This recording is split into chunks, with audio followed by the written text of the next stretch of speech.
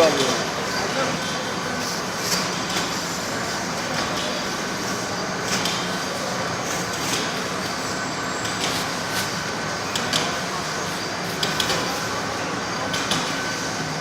Yavaş ama yavaş.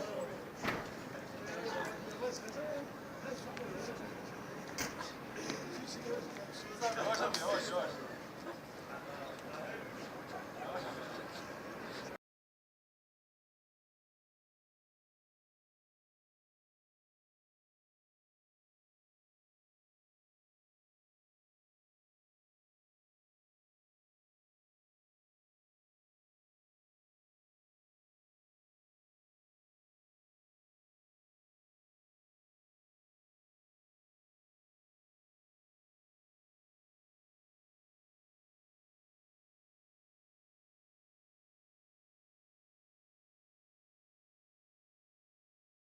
Reyhanlı tarafından oradaki Suriyelilere yardımlar, hastane ziyaretimiz olduğu, yetimhane ziyaretimiz olduğu, en önemlisi İHA'nın dünyadan bir ilk proje olarak söylediğimiz yetim köyü.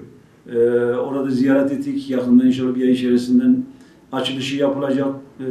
1000'e yakın yetimimiz o köy içerisinden olacak ve tüm eğitimleri, yaşamları o köy içerisinde 100 dönüm üzerinden kurulmuş, 10 hektar üzerinden kurulmuş bir köy. Oraya ziyaret etme imkanı oldu. Biz orayı ziyaret ettik. Kilis tarafındaki bizim oradaki lojistik merkezini ziyaret ettik. Ve iç tarafa geçtik. Oradaki kamplar ziyaretini yaptık. Birkaç gün öncesinden inan fırınlarımız un tükenince durma noktasına gelmişti. Tekrar Türkiye'de bir kampanya yapıldı. Elhamdülillah insanlarımızın gayretleriyle tekrar fırınlarımız harıl harıl çalışmaktadır.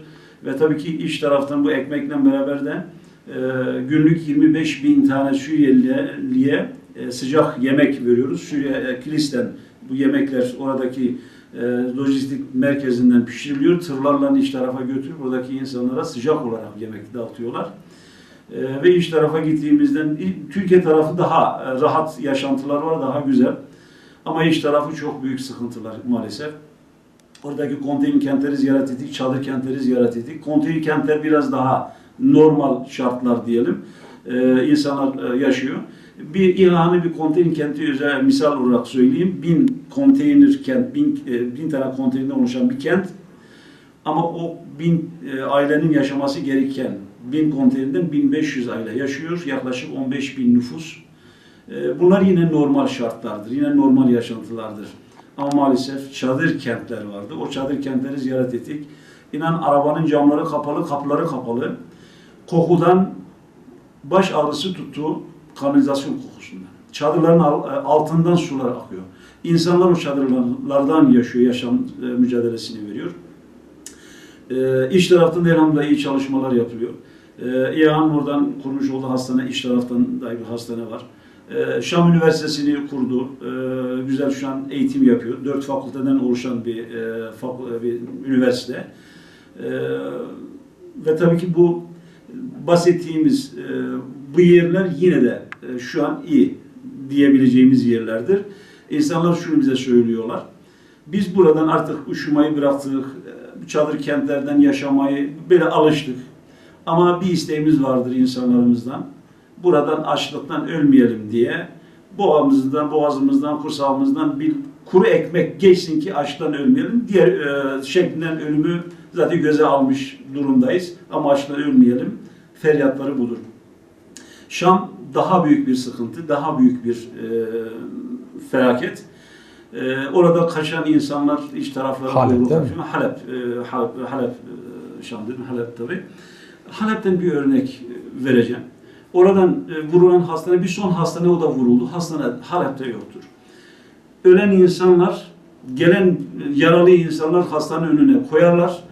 Gelen doktorlar da çok az sayıda doktorlar. Çünkü alet edevat yoktur, cihazlar yoktur, ilaç yoktur. Ağır olan hastalara karışmıyorlar, kenara koyun diyorlar. Biraz daha hafif yaralı olanları bakıyorlar. Ağır olanlara hiç dokunmuyorlar. Çuvallara veyahut da ceset torbalarına koyuyorlar. Ara sıra gelip bakarlar. Ölmüşse götür defnederler. Ölmemişse tekrar zinciri çekip böyle bekletiyorlar. Halep şu anki yaşantı bu. Maalesef büyük sıkıntılar, büyük dramlar yaşanıyor ve bu da bizim gözümüzün önünde, hesabı çok ağırdır. Ama her şeye rağmen oradaki insanlar yaşamaya çalışıyor. Veyahut da çalışmaya gayret ediyor. Açlıktan ölmeyelim, feryatları budur. Soğuktan üşümeyelim, feryatlarıdır. Ve bize yardım, mutlaka yardım diyorlar.